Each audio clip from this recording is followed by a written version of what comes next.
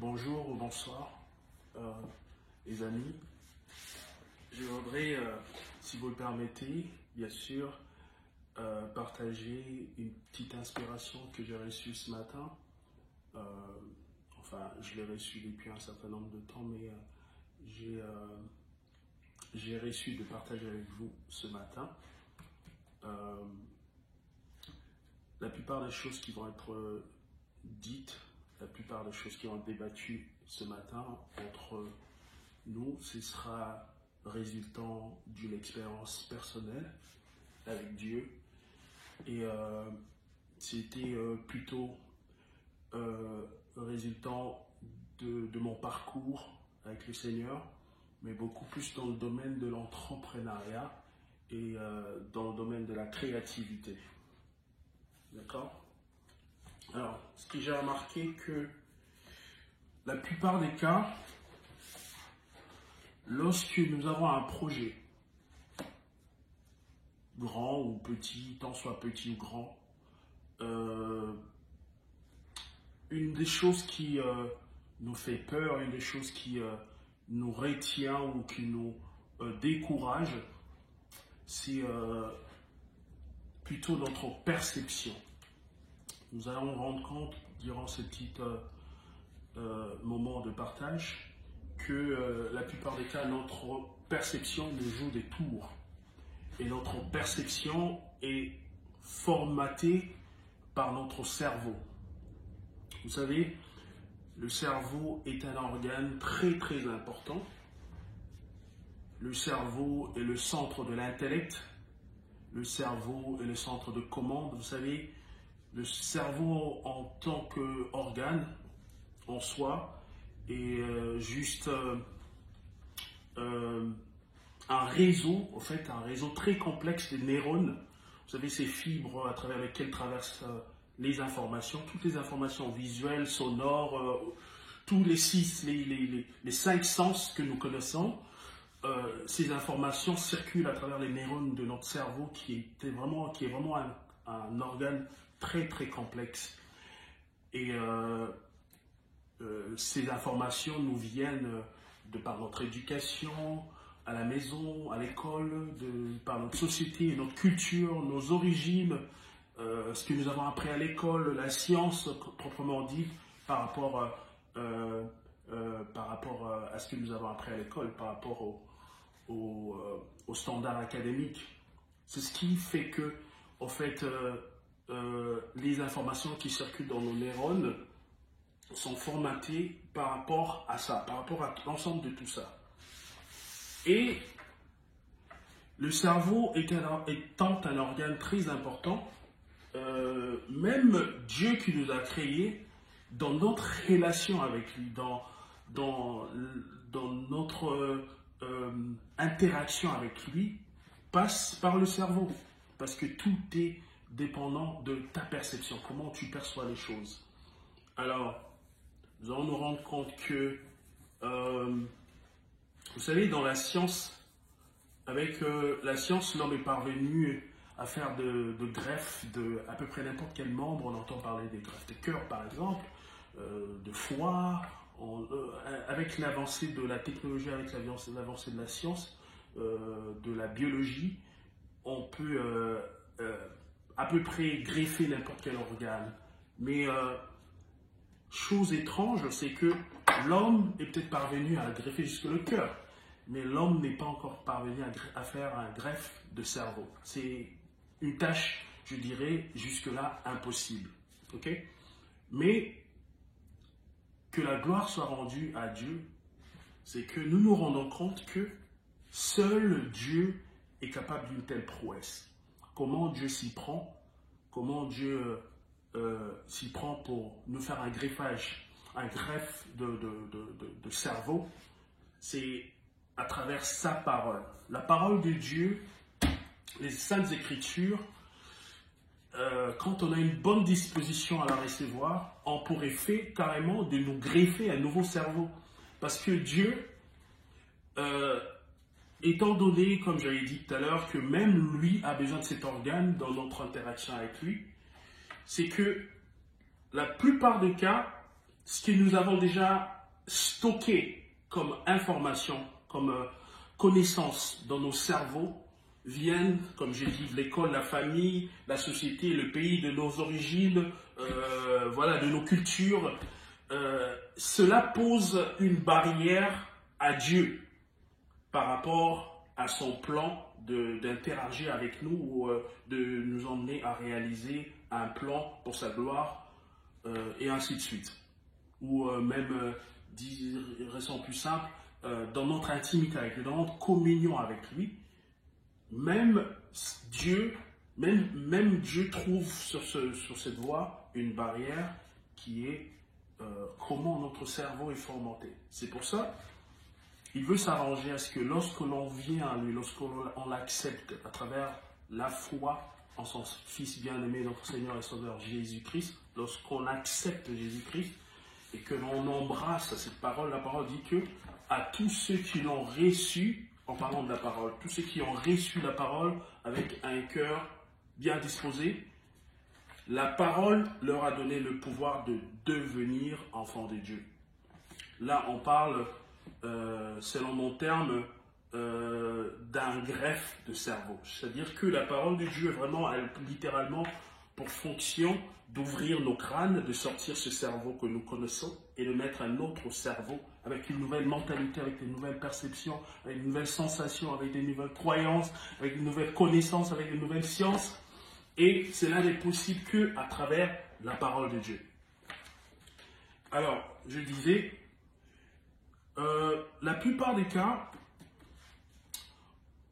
notre perception détermine ce que nous sommes. Notre perception détermine où nous allons. Notre perception détermine ce que nous allons faire, ce que nous sommes capables de faire. Tout dépend de notre perception, en l'occurrence notre cerveau. Vous savez, moi je crois que lorsque vous allez voir dans les Écritures, vous allez voir, il y a beaucoup de portions de la Bible où on parle du cœur de l'homme. Mais je ne pense pas qu'on parle du cœur de l'homme qu'en faisant référence de ce membre, de ces muscles qui a pour fonction, comme nous le savons, ceux qui connaissent un petit peu la biologie, le cœur, ce muscle, là où on a des battements, des pulsions cardiaques, ces cœurs n'a que pour fonction essentiellement que de pomper le sang et de faire circuler partout dans le corps, le cerveau partout dans le corps. Pourquoi? Parce que le sang est un véhicule qui, à travers lequel les molécules de l'oxygène que nous respirons peuvent circuler dans tout le corps et les distribuer dans toutes les cellules vivantes du corps. D'accord? Je pense que quand la Bible parle du cœur, la Bible ne parle pas de ses membres, ces muscles d'où nous vient la pulsion cardiaque, mais je pense plutôt que le cœur de l'homme, selon la parole de Dieu, le cœur de l'homme, c'est son cerveau, c'est son centre de réflexion. Parce que, je vais prendre un exemple, comme nous disons par exemple que j'ai pensé dans mon cœur, ou j'ai réfléchi dans mon cœur, je ne pense pas que le cœur, l'organe cardiaque, je ne pense pas que ça a pour fonction de réflexion. Ça n'a pas fonction de réfléchir. Non, je ne pense pas du tout. Je parle ici sous réserve d'être contredit, mais je peux être sûr que le cœur n'a pas pour fonction de réfléchir. Le centre de réflexion, le centre de l'intellect d'un être humain, c'est son cerveau. D'accord? Alors, je pense que quand la Bible parle du cœur de l'homme, la Bible parle du cerveau. Parce que lorsque la Bible dit que si nous croyons au Seigneur Jésus-Christ et nous confessons de nos bouches, si nous croyons dans notre cœur, je ne pense pas qu'il s'agit de ces cœurs, il s'agit de notre centre de réflexion, de notre intellect, centre d'émotion, le cœur, le cerveau. Donc, je fais le lien direct entre le cœur dont on parle souvent dans la Bible au cerveau. Alors, cette vérité, l'ennemi de nos âmes le connaît. C'est pour ça, il s'arrange à ce que nos cerveaux soient pollués de toutes sortes de fausses informations. Des informations qui ne viennent pas de Dieu. D'accord? Des informations qui nous faussent et qui nous égarent en fait. Et qui a comme résultat d'avoir de l'influence sur nos actions qui ne sont pas forcément des actions qui cadrent dans le plan de Dieu. C'est pour ça l'ennemi a intérêt, dès notre bas âge, dès l'enfance, de nous remplir le cerveau des fausses informations, des informations qui viennent de la chair, qui viennent de la télé, qui viennent d'Internet, qui viennent de l'école, de la rue, toutes ces informations qui ne cadrent pas forcément avec la mentalité des dieux. Oui, je parle de la mentalité des dieux. Ça ne cadre pas avec la pensée des dieux. Alors, quand la Bible dit que Dieu a fait de nous de peu semblables à Dieu, quand la Bible dit, quand le Seigneur à la création dit « Faisons l'homme à notre image et à notre ressemblance », Dieu, dans son plan, voulait que l'homme soit sa ressemblance, l'homme soit son représentant. Donc, c'est pour ça, lorsque nous venons à Christ, la première des choses qu'il fait, il restaure cet état originaire où nous sommes censés le ressembler. La Bible dit que les enseignements, les écritures que nous recevons dans la Bible ont pour vocation, pour but ultime, de nous emmener à la stature parfaite du Christ. De nous emmener à la stature parfaite du Christ. Dans le contexte de ce que nous parlons aujourd'hui, je dirais, c'est pour vocation de nous emmener à la manière de penser du Christ, à la manière de réfléchir du Christ, à la manière de procéder, d'agir, de poser des actes comme Christ. C'est ça le but. Alors lorsque Dieu, nous l'acceptons, nous venons à lui, la première des choses qu'il fait, c'est d'abord de réformer notre pensée. Et cela ne possible que à travers un nouveau greffe de cerveau. D'accord? Alors ce que je vais faire aujourd'hui, je vais prendre une toute petite portion de la pensée des dieux et essayer de nous transmettre. Je disais au départ que je vais rester dans le cadre de l'entrepreneuriat. Parlons d'entrepreneuriat. L'entrepreneuriat est une activité qui a directement trait à la créativité, au sens de la créativité. D'accord? Un entrepreneur est d'abord quelqu'un qui use de sa créativité. Un entrepreneur est censé avoir sa propre marque, sa propre signature, son propre apport dans l'univers, quelque chose de particulier, quelque chose qui lui ressemble, quelque chose qu'on peut comparer à personne. D'accord? L'entrepreneuriat a trait d'abord à la créativité. D'ailleurs, on parle de la création d'entreprise. D'accord? Ou création d'emploi, ou création d'activité. Donc, dans le cadre de l'entrepreneuriat, j'ai réfléchi et je me suis rendu compte que la plupart des cas, ce qui nous bloque, nous les humains, ce qui nous bloque avant de nous lancer dans un projet qu'on aurait pensé, un projet auquel on aurait pensé ou même mis sur papier, un business plan ou peu importe, que ce soit grand ou petit au fait, lorsque l'on veut se lancer dans un projet qui a trait à la créativité ou à l'entrepreneuriat, ce qui nous effraie, ce qui nous retient, c'est juste notre perception. Pourquoi? Parce que notre perception a une connotation ou a une conception erronée de ce qu'on appelle la dimension létale. Ce qui fait que lorsque l'on veut commencer quelque chose de nouveau, lorsque l'on veut se lancer dans l'entrepreneuriat, ce qui nous effraie le plus, c'est ce qui est déjà établi. On compare toujours, lorsque quelqu'un veut par exemple créer une boisson sucrée, je pense que cette personne va d'abord voir Coca-Cola.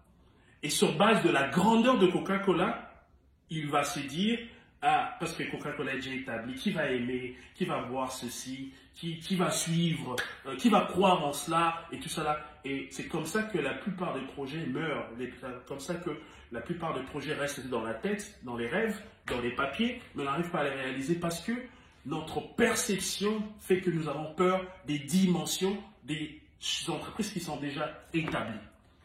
Alors, la différence entre ceux qui réussissent et ceux qui ne réussissent pas, c'est juste la perception. Ceux qui ont réussi, ce sont des gens qui ont cette perception où ils n'ont peur de rien. Ils n'ont pas peur de commencer. Ils n'ont pas peur, ils ont en fait une autre perception de ce qu'on appelle la dimension. Alors, nous allons lire un verset, c'est le seul verset qu'on va lire, c'est sur ce verset que je me suis inspiré. Ça se trouve dans le livre, dans l'épître de Paul, 1 Corinthiens, chapitre 11 et verset 4. Alors, 1 Corinthiens, chapitre 11 et verset 4.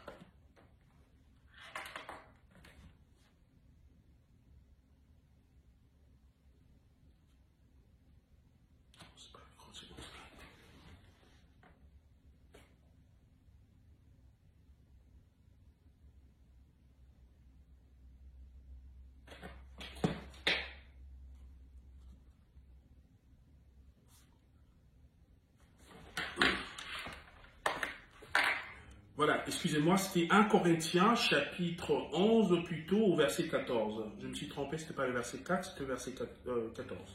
Autant pour moi.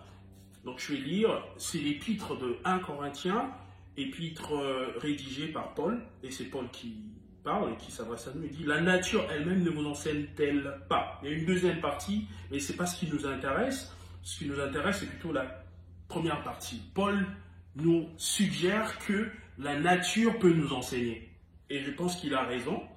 Je pense qu'en termes d'enseignement, on peut faire confiance à Paul, à l'apôtre Paul. Voilà. Donc, il dit, la nature elle-même ne vous enseigne pas. Ce qui sous-entend que nous pouvons être enseignés par la nature. J'avais pas compris jusque très récemment. J'ai développé au cours des années, je dirais au cours de dernières dizaines d'années, j'avais développé un intérêt inhabituel sur la science. Je m'intéressais à tout ce qui est science, tout ce qui est... en fait, quand il fallait lire, je lisais sur la science. Quand il fallait regarder des documentaires, moi, c'est la science qui a attiré mon intérêt. Et je me suis rendu compte que, en jetant mon regard sur la science, je me suis rendu compte que la science, contrairement à ce qu'elle prétend, la science prétend être une connaissance qui est athéiste, qui ne croit pas à l'existence de Dieu et qui est censée donner des évidences rationnelles de la non-existence de Dieu. Mais moi, en fait, ça me fait le fait contraire. Le plus je m'intéresse à la science, plus je trouve des évidences de la vérité de la parole de Dieu. Je trouve des évidences de la connaissance, comme dit la sagesse infiniment variée de Dieu. Je le trouve même dans la science, que ce soit en biochimie, en mathématiques. Ces derniers temps, je m'intéresse à l'astronomie. Lorsque je regarde les étoiles, l'astronomie, en fait, ça me révèle Dieu. Alors, la nature elle-même ne vous enseigne-t-elle pas? On va s'inspirer de ce qu'on trouve dans la nature. Dans la nature, vous savez, j'ai observé que dans la nature, les dimensions n'est que facteur de perception. Quelque chose qui est grand n'est grand que par rapport à la perception d'une certaine personne ou pas. Quelque chose qui est petit l'est par rapport à la perception de la personne. Sur la perception en soi n'est qu'une illusion. La perfection, en fait, la dimension plutôt, j'allais dire, est qu'une illusion. Et je me suis rendu compte que la dimension, en fait, carrément, n'existe pas. Dans l'univers, lorsque l'on observe, on parle de la dimension des tailles. Les matières, la matière varie de dimension et de taille. Ça va de la taille atomique jusqu'aux tailles cosmiques, dans les planètes, dans les ciels, dans les galaxies et tout ça là. Si vous regardez un peu ou si vous vous intéressez un peu à l'astronomie, l'astronomie vous donne un peu une idée, une infime partie de l'idée de ce que représentent les dimensions, la taille. Quand tu considères la taille de la Terre par rapport au Soleil, quand tu considères la taille de notre galaxie, nous vivons dans une galaxie qui s'appelle la Voie lactée, et c'est des tailles, c'est des dimensions qui dépassent l'entendement de l'homme. Là-bas, on parle des années-lumière, on parle des millions d'années-lumière, c'est des tailles qui défient notre cerveau, qui dépassent tout ce que nous savons, tout ce que nous connaissons. Alors, dans l'univers, comme je disais, dans les dimensions, tu observes les dimensions de la taille atomique jusqu'aux tailles cosmiques. Et Je peux même descendre en bas. Je pense même, et la science peut le prouver, qu'il existe une dimension de taille subatomique, en dessous de l'atome, la taille atomique. L'existence de la matière existe. Alors, qu'est-ce que cela veut dire? Où est le rapport entre ça et l'entrepreneuriat? C'est que, comme je disais, lorsque l'on veut se lancer sur un projet, ce qui nous fait peur, c'est la dimension de ce qui existe, où on se trouve petit. Et du coup, de ce quoi, parce qu'on se trouve petit, on a peur de se lancer. On se dit, non, ça ne va pas marcher. Ou les gens te disent, non, ça ne va pas marcher. Oh non, par rapport à ton culture, par rapport à ta culture, par rapport à tes origines, par rapport à, tu n'as pas tel diplôme, tu n'as pas telle expérience, tu n'as pas telle formation. Tout ce que le cerveau humain a naturellement stocké d'informations vont à l'encontre voilà, de ce à quoi nous croyons en tant que projet, en tant que développement personnel et tout ça. Et ce sont des choses qui sont susceptibles de nous décourager. Mais ce n'est qu'un petit tour de notre cerveau. Et en fait, nous allons observer dans l'univers que la taille, comme je dis, n'a pas d'importance. It doesn't matter. Ce qui est plus important dans l'univers, c'est l'accomplissement. Ce qui est plus important, c'est l'existence, c'est le fait d'exister. La taille ou la dimension de ce qu'on est ou de ce qu'on est appelé à faire, ça ne dépend pas de nous. Ça n'a aucune valeur. Ce qui a de la valeur à Dieu, c'est d'avoir existé et d'avoir accompli une mission, d'avoir accompli un objectif, comme en anglais on dit purpose. Ce qui est plus important en anglais, c'est le purpose. Purpose, ça n'a rien à voir avec ta taille. Que tu sois petit, grand, aussi longtemps que tu es dans le plan de Dieu, que tu accomplis le purpose, le but pour lequel Dieu t'a appelé, c'est ça qui est le plus important. Alors, en mathématiques, j'ai appris au fait que les tailles vont de 0. À partir de 0, quand on va à droite, on va à plus l'infini. On va à plus 1, plus 2, plus l'infini. Et quand on descend de l'autre côté, on va à moins l'infini. Moins 1, moins 20, moins 1000, moins 10 000. Et de l'autre côté aussi, ça va à l'infini. Et j'ai compris qu'au fait, ça révèle que dans l'univers, la taille n'a pas d'importance. La taille n'a pas d'importance. Lorsque tu penses être grand, sache-le qu'il y a plus grand que toi. Celui qui pense être plus grand que l'autre, qu'il sache qu'il y a plus grand que lui. Celui qui pense être petit, qu'il sache qu'il est plus grand qu'un autre. Celui qui pense être plus petit, qu'il sache qu'il est plus grand que... Donc dans l'univers, c'est comme ça. Dans l'univers, il n'y a pas des dimensions. La dimension n'existe pas. Donc quand quelqu'un te dit que tu es grand par rapport à quoi? Quand quelqu'un te dit que tu es petit par rapport à quoi? Le plus important, c'est que sur cette branche des dimensions qui part de 0 à plus l'infini, de 0 à moins l'infini, le plus important, c'est que tu existes, que tu prennes ta place, que tu prennes ta position et que tu accomplisses your purpose. Je vais vous prendre un exemple dans la nature. Imaginez la taille d'une baleine et à côté, mettez la taille d'un anchois, le plus petit poisson qui puisse exister, un anchois. Est-ce que parce que la baleine est des milliers de fois plus grand en termes de dimensions que l'anchois, ça veut dire que la baleine a plus d'importance que l'anchois? Non, je ne pense pas. À la baleine lui est donnée cette taille pour accomplir une mission, et purpose, qui est en rapport avec cette taille. À l'anchois aussi lui est confiée une taille qui est en rapport avec ce qu'il a accompli. D'accord? Elon Musk, le milliardaire dont tout le monde parle actuellement, Elon Musk pèse plus de 200 et quelques milliards de dollars. Est-ce que, parce que Elon Musk pèse 200 et quelques milliards de dollars en vendant des choses loufoques, des choses fous, des voitures électriques, là maintenant j'entends parler qu'il est en train de développer un programme spatial, des choses les plus fous, qui fait de lui un homme puissant et riche, est-ce que Elon Musk est plus important que la maman qui t'a vendu du pain? Je ne pense pas. À cette personne, à Elon Musk, il lui est donné des choses, des grâces qui sont en rapport avec son purpose. Mais ça ne fait pas de lui plus important que la maman qui t'a vendu du pain.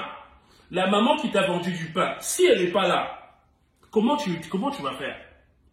Vous comprenez? Pour dire que dans l'échelle des dimensions, les tailles n'est pas le plus important. Les tailles n'est qu'une illusion. En réalité, il faut juste exister, prendre sa place et accomplir ce que Dieu t'a appelé. Je disais, ceux qui réussissent dans l'entrepreneuriat, ce sont juste des gens qui n'ont pas peur des dimensions. Ce sont des gens qui, lorsque vous les voyez petits, eux, ils voient la grandeur en eux. Et ce qu'ils font, c'est qu'ils mettent en marche, ils mettent tout en marche. Ils mettent les moyens, le travail, les ressources humaines, les ressources financières, la créativité. Ils mettent tout en marche, en place, pour justement développer et magnifier ce que lui, il avait déjà cru en lui, ce que lui, il avait déjà vu en lui ou en son projet. C'est ce qui fait la différence entre ceux qui réussissent et ceux qui ne réussissent pas. Alors, retenons ceci. Dans l'univers, la taille n'a aucune importance. Alors, j'avais dit qu'en mathématiques, j'ai appris que les dimensions varient de 0 à plus l'infini et de 0 à moins l'infini. J'avais compris que 0 représente Dieu. Je vais vous expliquer. Seul Dieu dans l'univers est grand. Seul Dieu dans l'univers et Dieu est le seul élément qui détermine la dimension de quelqu'un. Dieu est la seule personne qui détermine la dimension de ton projet. Si Dieu a déterminé ton projet grand, ça l'est. Si Dieu a déterminé ton projet petit, ça l'est. Mais même quand c'est petit, sache-le que tu es plus grand que quelqu'un. La dimension n'existe pas. La dimension est une illusion. Donc, chers amis, n'ayons pas peur de commencer. N'ayons pas peur de commencer quelque part. N'ayons pas peur de commencer petit. Et tout en gardant notre vision des grandeurs et de mettre tout en marche pour atteindre ce dont nous avons dans notre cerveau comme information. Ce dont nous avons dans notre cerveau comme information, en l'occurrence, ceux qui sont devenus enfants de Dieu, notre source d'information, c'est la parole de Dieu. Notre source d'information, c'est les Saintes Écritures. Notre source d'information, c'est Dieu. C'est que Dieu dit que tu es, c'est ça qui est le plus important. Peu importe ce que les hommes disent que tu es. Peu importe ce que tes amis disent que tu es, ta famille, la société, peu importe, l'église, ton pasteur même, peu importe. Ce qui est le plus important, c'est qu'est-ce que Dieu dit que tu es. C'est Dieu qui est le point zéro. C'est lui qui détermine les dimensions. C'est lui qui détermine qui est grand, qui est petit. C'est lui-même qui, Dieu a déterminé grand. Il y en a qui est plus grand que lui. Celui que Dieu a déterminé qu'il est petit, il est plus grand que... Je ne sais pas si vous me comprenez. C'est que Dieu, le point zéro, qui détermine la dimension. C'est lui qui détermine la grandeur. Vous savez, le point zéro. En maths, j'avais appris que vous pouvez prendre n'importe quel nombre. Prenez votre calculette. Au moment où on vous parle, on peut faire une expérience. Prenez votre calculette. Tapez 10 000 ou 100 000 multiplié par 0. Vous allez avoir quoi comme résultat? Ben 0. Essayez de taper moins, on va dans le moins l'infini. Essayez de taper moins 10 000 multiplié par 0. Vous aurez comme résultat 0. 0 est le point culminant. C'est-à-dire que